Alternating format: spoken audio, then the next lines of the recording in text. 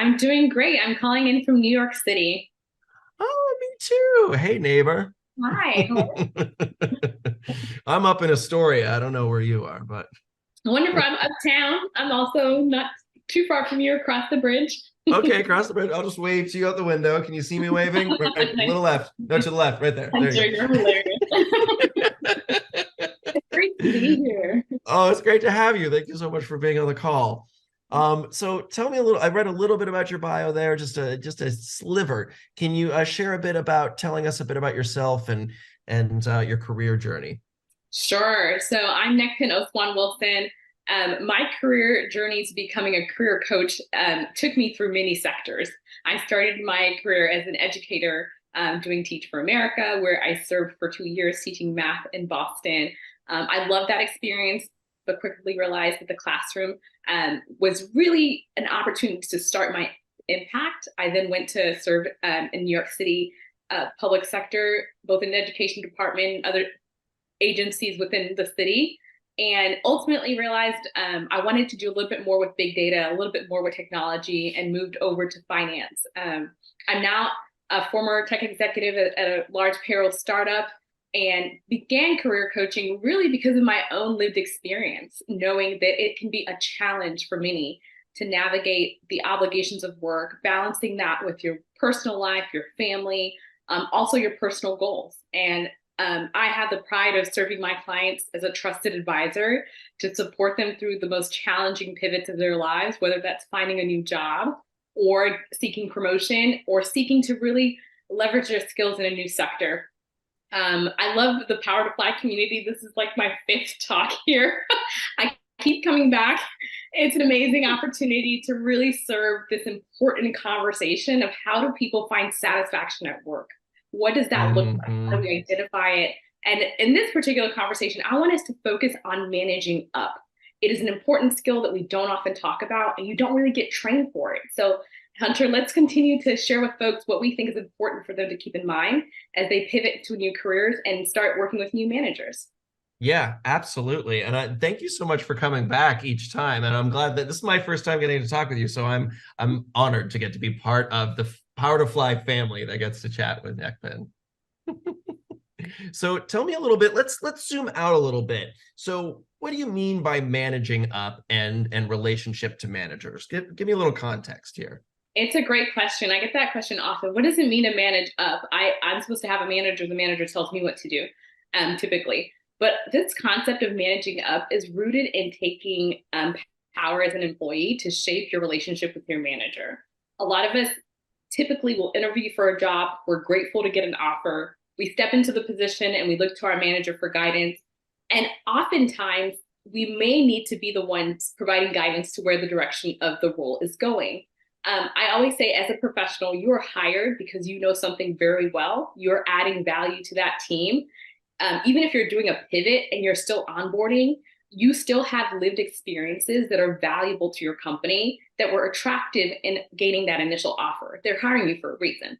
And so, in thinking about managing up, you want to think about how you really are effectively communicating with your manager around expectations, deliverables, deadlines, and also your own path in that company.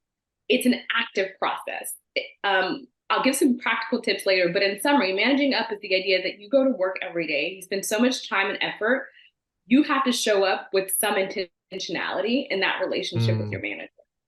yeah, intentionality. That is so important, right? We can't just like let life and our work happen to us. We need to That's be a right. part of it, right? That's right. So, yeah, go ahead, please. Yeah, no, I mean, you're spot on. I think also typically folks want to have especially when you're coming from the military, right? Like I'm a military spouse. My partner's past life is very different from his life today. And one of the things that is important is to realize that in the military, you're often told, here's your role, here are the steps and deliverables that are required, here's what success looks like, here's how you get promoted. It's very regimented and structured. And while Mm. many companies do have an active review process and an active promotion process, it's not always as clear what that success looks like. So managing up is really taking that intentionality to ask good questions and to show up every single day with a perspective that shapes your career with your manager. I love that. So how can we, so I love that, asking good questions, right? Being an active participant. What other ways I can improve my relationship with my manager? Yeah, I love to really think about this as a three-step process, Hunter. First, make sure you're understanding the expectations for your role consistently.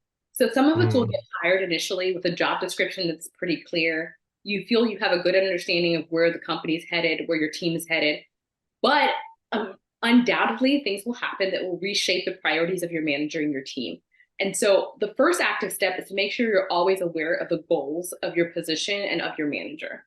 That could mean, for me, taking back conversational time during my one-on-ones to ask good questions about where our team is going, about what is expected from my position, and how does my role fit within the wider context of the work being done, right? So once you have that awareness of what's going on in your position, what's expected for your role, the next step is to build good structure. And good structure looks like consistent communication with your manager. If you're not having an active one-on-one time that's scheduled and consistent, it can be hard to get good feedback from your manager or even confirm that the work you're doing is meeting expectations. And oftentimes, if you wait until that mid-year or that year-end review, it's too late to get that kind of feedback. At that point, it's undoubtedly going to be feedback that you don't feel like you can really understand. And worse off, you cannot correct it in time for end of year bonuses and end of year promotion cycles, right? We want to have those conversations in a weekly or bi-weekly format with our manager, in a structured and effective way. So once you put that structure in place, I then say the last step to managing up is really to build a relationship with your manager, right? You've got the awareness of what they're working on. You've got the awareness of their expectations of you and your role. You've got the structure so that you're communicating regularly with your manager. And then finally, you want to make sure you have a good relationship with your manager. And relationship building is almost as any other context, but of course, keeping it professional. You want to make sure you understand their work style. What is your manager's personality? What is their predisposition around work? What do they look like when they get stressed? What do they look like when they're excited about the work you're doing, right? Make sure you're keyed in on that emotional intelligence piece, and also give your manager opportunities to learn more about you. What is your work style? Are you an introvert, an extrovert? Do you prefer being managed in a more close manner on a weekly basis? Or are you one of those people who really find that a little bit stifling? You prefer to start to work on a project with vision, but also take it your direction. It's important to really have those relationship building steps in place so that you and your manager can get along. Those are my sort of tactical pieces to building effective management in your career. it's so important, so because everyone has different communication styles, they have different ways of working. So like you said, some people want more overview, some people want less overview, and you're not going to know that if you're not scheduling time on the books to actually talk about this, because it's easy to say, oh, this is the way I like to work, and this is, and they could say, okay, but if you're not actually keeping in touch about that, it could easily go off the rails, right? Yeah. And I say to folks at companies, the manager is really shaping your experience. You can work for a great company with great vision, great leadership in the C-suite, but your relationship with your manager really shapes your day to day. And so if you don't take the time to invest in that relationship to really get to know how to work well with this individual, you may still love the company, but you'll quit probably, and you'll probably want to find employment elsewhere. So people don't quit on good companies, I say, they quit on poor managers and poor experiences with their manager. Oh, I completely believe that. How can folks shape their role in their career? So like we're talking about, this relationship with the manager is very, very important. We need to stay in open communication. We need to learn about them. They need to learn about us. But so, okay, so now we're doing that. What else do I need to do to like start to shape the career? Yeah, it's a great question. I think once you start in your position, the clarity and goal in the first 90 days should be understand your is to understand clearly your manager's position. You want to make sure that in that first 90 days, you're meeting or exceeding expectations of that manager, and that'll set your relationship on good footing. After the first 90 days, you'll start to take on additional projects. And from there, I like to ask folks to be honest about things that they're enjoying at work and things that they know are important for their manager. I like to make sure I'm always in communication about the impact of my work. That's my biggest motivation to go to work. I know others feel like work is work. I don't have to enjoy it. I just go there and I work hard and I make money and I go home. But for me personally, I like to be part of the vision of the work. And so for someone like myself, it's important for me to make sure I understand the why behind the projects I'm working on, the bigger impact of the work I'm leading. For others, you can find great motivation by the opportunity to do work that has more exposure to leadership, right? Some folks really take pride in going to work and being able to communicate not just with their manager, but their skip, who's their manager's manager, right? Or a greater, more visible leader in the company. And that sort of visibility work is what motivates you. So if you know what motivates you, show up to work and request for projects and really key into projects that will keep you motivated, but also obviously continue to add value to the company. It's a balancing act, right? So that your career offers meaningful and rewarding work, and also that the impact you're having continues to show that you are a value member of that team. Yeah. So how do we strategically align our careers with those projects that are meaningful? Like you said, some people are work is work and it's fine, but folks like me and you, I think we share this, like we need to be aligned so I can get behind it and I can run full steam ahead. Exactly. That's right. I think that for folks who really seek alignment, a couple of things that I would recommend doing include, again, setting up time in that one-on-one to reflect on the why and direction of your team and your company. I love to sit on leadership calls that are company wide. I intentionally take time out to understand where our company is going. With that, it's important to know that when you are in those conversations and something may not make sense, your manager is probably the best person to give some context about the changes or the important updates that you're hearing, right? And once you have that, then saying, I would like to raise my hand to be part of something that's tied to XYZ. That courageous step of sharing with your manager the types of things you wish to do is really going to help you shape your career effectively. And in that way, you're managing up by giving your manager some guidance on what is important work for you, what's motivating work for you, what's meaningful work for you. Too often, folks will take on projects because they feel like they have to. And I, as a manager, personally love it when I hear someone who's on my team tell me, this type of project doesn't seem like a fit for me, but I'll do it, right? Next time, could you keep this in mind moving forward? And again, that's that communication that builds rapport, that builds understanding with your manager in order to further shape your career into what you would like for it to be.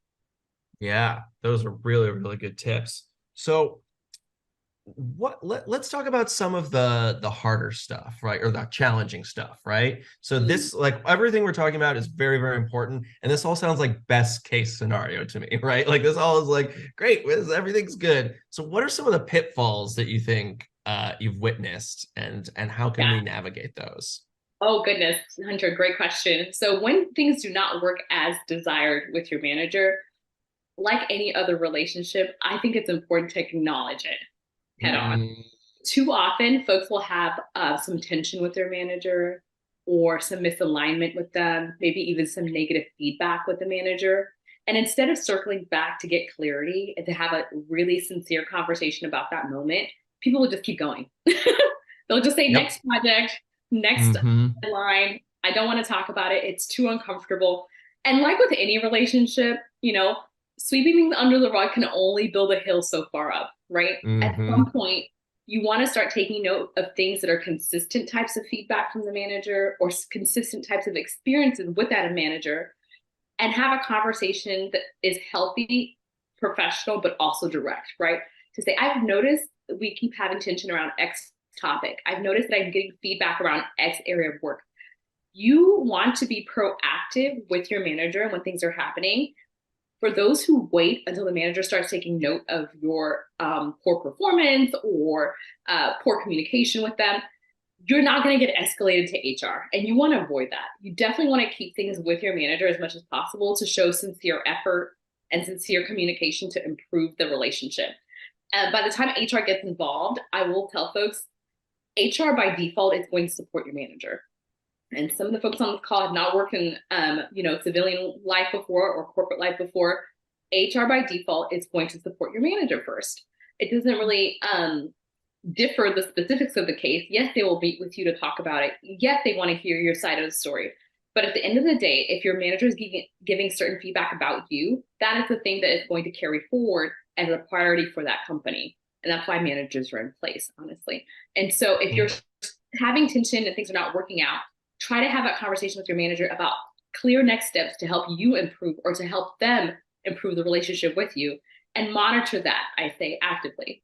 If that doesn't work, the interpersonal relationship has deteriorated, or your performance is not improving, I would then loop in HR, but come to them with a suggestion, right? The suggestion should be something that's centered around supporting you and your manager, maybe a facilitated conversation, a personality review, some boundaries or clear working styles that you guys maybe need to adjust with each other. Bring in HR as a facilitator, but mind you, HR is there for the manager. So make sure you're coming to the table with positive and practical solutions that will work for the manager.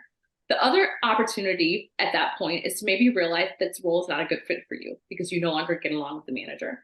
At that point, I would then go to HR to say, hey, I've tried to work with my manager. I think I need to be part of a new team or part of a new role in this company. I would love your help to facilitate a conversation with my manager about how this might look. A lot of managers are not going to be surprised when you tell them you're not having a good experience on their team, unless they're totally clueless. But trust me, I've been a manager for a decade now. You're not surprised when someone wants to shift teams. And often as a good manager, you're okay with that. You want them to grow into a new role. So one of the things that I think is really important is to keep your eye out to other opportunities within the same company.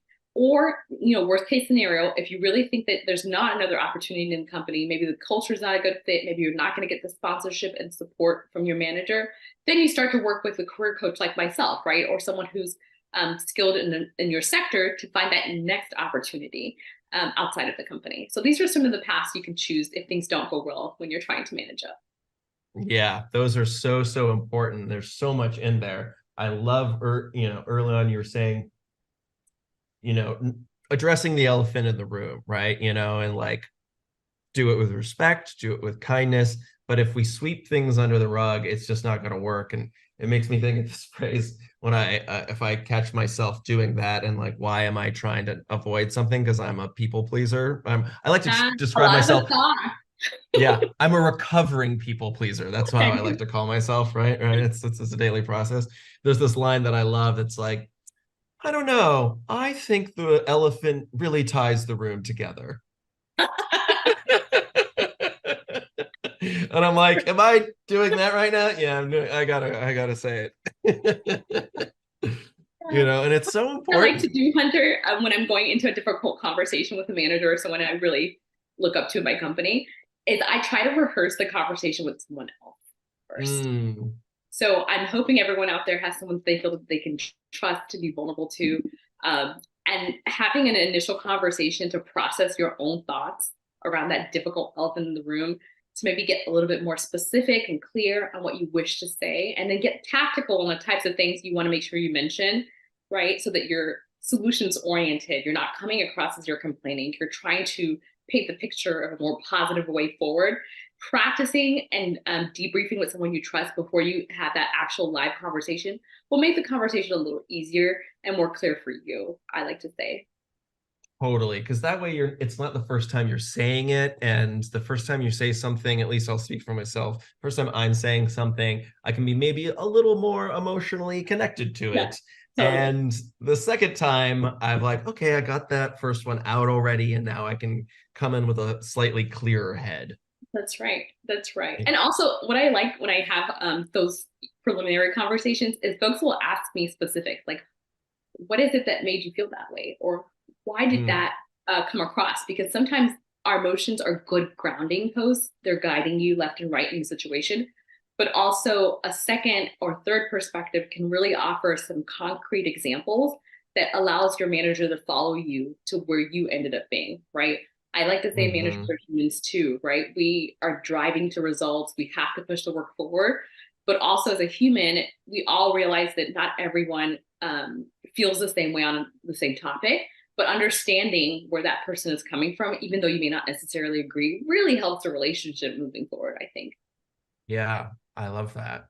What would you say to someone that maybe there's some great tips here of working with managers that maybe we're figuring something out.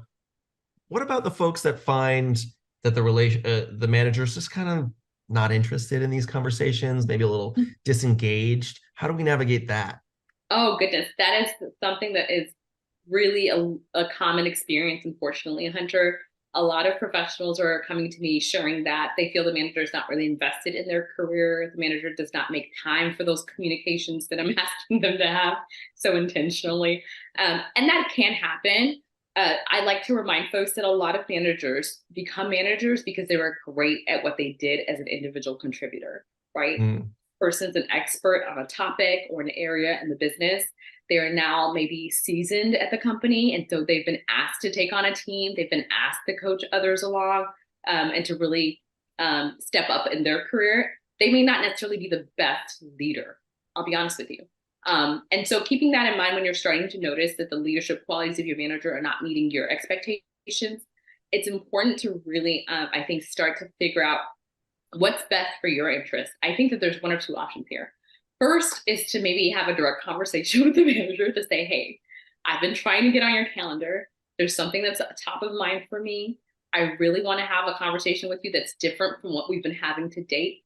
Can you make mm, time for that? That ask really will help you decide if it's worth moving forward with a direct communication style, or alternatively, finding a way to work around what you've noticed is the problem.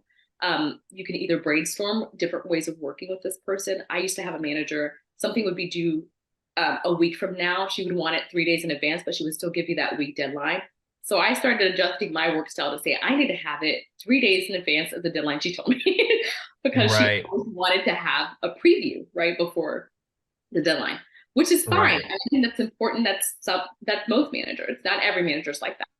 But I started learning quickly, okay, if I'm going to work well with this person, I need to be advanced of the deadline she initially gave me.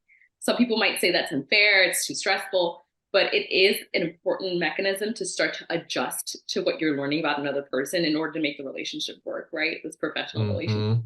Mm-hmm. Um, Mm-hmm. if you feel like you can't really work around it, again, I would think about finding another role or working with a career professional or someone who you trust with your career to find that next opportunity for yourself. Yeah, those are so important. So let's say we've been doing this. Okay, maybe it's gotten a little better, right? And now it's a little better, but now it's a little awkward. So like, how do I build Yeah, trust and camaraderie back with a manager that maybe we got off on the wrong foot with? totally. I think this is a good point to bring up, Hunter. The idea that trust is pivotal in every relationship still applies in your professional settings. Every professional has an opportunity to perform well, to show their expertise, to really shine. But without trust in the managers and leaders around you that you are a great professional, that you do have the right exposure to be successful there, it can be difficult. And so building trust for me has really centered on the principle that if I can communicate to you that I understand what's important for you, and here are the ways that I've demonstrated that, then you start to build that trust a crumble at a time. What does this look like? If you've had an issue with a manager, you guys have discussed it, addressed it head on, you have a plan forward, but things are still rocky. Take time in your one-on-ones with that person to start to note where you're making wins, right? What elements that they wish to have seen in you that you are demonstrating, and being intentional about that. I'd like to do this typically for an end of year review where I've kept a notebook of everything that I've accomplished for the company and my role. But beyond that, having those micro check-ins as a point to elaborate on where you've been successful, where you've been consistent. Maybe the feedback was that you needed to be more detail oriented. Where you've been detailed oriented, you start to see that the manager will build trust over time. But Mm, again, being intentional to communicate, I hear you. Here's what I'm doing to correct what you've addressed with me. Here's how I'm adhering to the plan that we put together in place for my progress is important. Some companies will call this formal process a PIP or a PIC, right? So a PIP is a performance improvement plan, right? A performance improvement plan is literally a conversation with you and your manager about where you could start to build skill set, whether those are hard skills or soft skills, that help them show trust in you, to help them build trust mm, you're doing well. And so that PIP is a really good document to keep referencing. Sometimes I've worked with clients who've left a company because they had a PIP and they didn't like the experience of going through that. And I always remind them that every PIP is an opportunity to get feedback, and feedback is a gift. Feedback for your career is a gift. Even if it hurts to hear it, it's difficult to digest, maybe you're even a little scared about the impact of a PIP, take it as solid feedback and genuine feedback and begin to apply effort to those steps outlined and mention that to your manager as you're accomplishing each step. That'll really boost up your trust with them. That's so important. Such good advice, because how we receive feedback, I think, can tell us a lot about ourselves and can signal a lot to another person. Totally. Yes. If you're defensive when your manager gives you feedback, guess what? They're going to find it hard to give you feedback in the future. But you want the Yep. feedback, right? You Right. want to improve. You want to grow in your role. You want to demonstrate that you're able to meet and excel every expectation. That is how you get promoted. So you're totally right. Sometimes we have to really check our egos, check our emotions, come to the professional setting, and remember that feedback is a gift, and we're there to really learn and grow every single day at work. Yeah. I love too when you're talking about, okay, you got this feedback and you can keep sort of a log for yourself. I think you said like in your diary. I've heard someone on a talk, this was years ago at Power to Fly, but I've always loved it. They said they would like take screenshots of Nice. things when they did it, and they would put it in a folder and they called it their brag bag. So they could Yes. go to the brag bag and open it anytime they wanted to like cite, like, see, this is the time I did this. There's the date, da, da, da, da. And like, I just love that. And can I tell you, I used to do that as well, like a Google Drive brag bag. One thing that helps is when you get positive feedback, just like with negative feedback, and you keep that brag bag, it helps to boost your confidence in your role. A lot of Yes. folks on this call are veterans. Maybe they're moving into different sector or different role pretty soon. That's why they're tuned in. I want to remind you that you're not going to get everything right the first 90 days. It's a totally new space for you, and a pivot is always challenging. But the more you can keep the positive things that you've done in your record and go back to them and reflect, the more you can boost your confidence and know that you can do it. You can consistently grow and take on every challenge and be that leader that you were in your former life in the next position. That is why they are hiring you. They're betting on our veterans, and we know they can perform. Yeah, absolutely. Because it's easy to have this negativity bias of all the stuff I didn't do right, but I need those reminders to be like, look at all this stuff. Like I could have done 100 things great today, and then I stress about the one thing I messed up, you It's know? human nature, for Yeah. sure. Well, it's kept us alive, but now it just gets in the way. Totally. Well, we're out of time. This has been so wonderful. How can folks stay connected with you and keep the conversation going? Great question. So I would love to stay connected on LinkedIn. Please add me, send me a little message of how we first connected. I'm always available to meet with folks, talk more about career experiences, and talk more about how they can navigate those challenging moments with their manager. It's been a pleasure. It's been an absolute pleasure. Thanks for coming back. Please come back, and you can look for my ad on LinkedIn in about 30 minutes. I guarantee Awesome. it. Take care. Thanks, Nekpen. Have a good one. You too. Bye-bye.